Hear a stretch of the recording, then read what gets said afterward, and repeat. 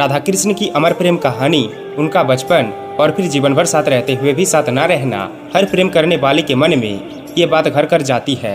क्या आप जानते हैं कि क्या हुआ होगा जब रुक्मणी को पता चला राधा के बारे में? यह बात उस समय की है जब द्वारिका में श्री कृष्ण अपने महल में सो रहे थे। लगभग आधी रात में कृष्ण के मुख से अजीब सी ध्वनि सुनाई देती है, जैसे वह किसी का नाम पुकार रहे हो। तभी रुक्मणी को लगा कि शायद वे किसी को बुला रहे होंगे, पर पास जाकर देखा और सुनने का प्रयास किया तो पता चला कि वे तो किसी राधा का नाम जप रहे हैं और नींद में ही मुस्कुरा रहे हैं। तब रुक्मणी को बड़ा आश्चर्य हुआ कि मैं दिन भर द्वारिकाधीश की सेवा में लगी रहती हूँ, फिर भी वे राधा का नाम क्यों पुकार रहे हैं और राधा आखिर है कौन? थोड़ा पूछताछ लोक कथा व संदेशों से पता चला कि राधा कौन है और किस प्रकार का संबंध उनका था। उन्हें ये भी पता चला कि राधा रानी गोलोक वृंदावन में रहती है और उन्होंने फैसला किया कि अब ये राधा जी से मिलकर ही रहेगी और देखेगी कि ऐसा क्या विशिष्ट है राधा जी में जो स्वयं द्वारिकाधीश उनका नाम जप रहे हैं। इस प्रकार रुक्मणी पहुंच जाती है राधा जी के गांव। वहां उन्हें राधा जी के धाम के सामने एक बेहद सुंदरी कन्या दिखाई देती है। उन्हें लगता है कि होना हो यही राधा जी है, पर पूछने पर पता चला कि वे तो बस एक दासी है। दासी ने उन्हें बताया कि राधा जी आपको 7 द्वार पार करने के बाद मिलेगी।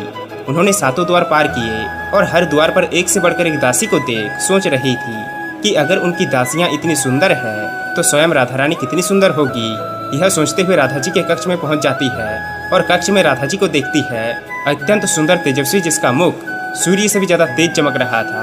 पर यह क्या, राधा जी के संपूर्ण शरीर पर ऐसे जलने के निशान जैसे कुछ उबलता हुआ पदार्थ गिर गया हो। अद्भुत सुंदरी के सौंदर्य को देखकर रुक्मणी आश्चर्य में पड़ जाती है और उनके घाव को देखकर उनकी आंखें भर आती है। तभी रुक्मणी जी आगे जाकर पूछती है कि हे देवी, आपके शरीर पर यह घाव कैसे? राधा मुस्कुरा कर कही कि याद कीजिए, कल रात आपने द्वारिकाधीश के मुख से मेरा नाम सुना।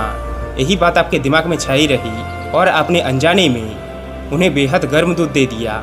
आप तो चली गई, पर उन्होंने दूध को अपने हृदय से लगा लिया और उसी के घाव के छाले है ये सुनकर रुक्मणी को उनकी भूल का एहसास हुआ और उन्हें पता चल गया कि ये गर्म दूध को सीने से लगाना यह सब श्री कृष्ण की लीला थी, ताकि उन्हें ये समझा सके कि राधा कृष्ण का हृदय है। रुक्मणी के आग्रह पर राधा जी ने फिर से उन्हें अपना वास्तविक और अलौकिक सौंदर्य दिखाया, जो इतना सुंदर था कि उनकी आंखें समेट नहीं पा रही थी। और हो भी क्यों ना, कृष्ण का हृदय जो है।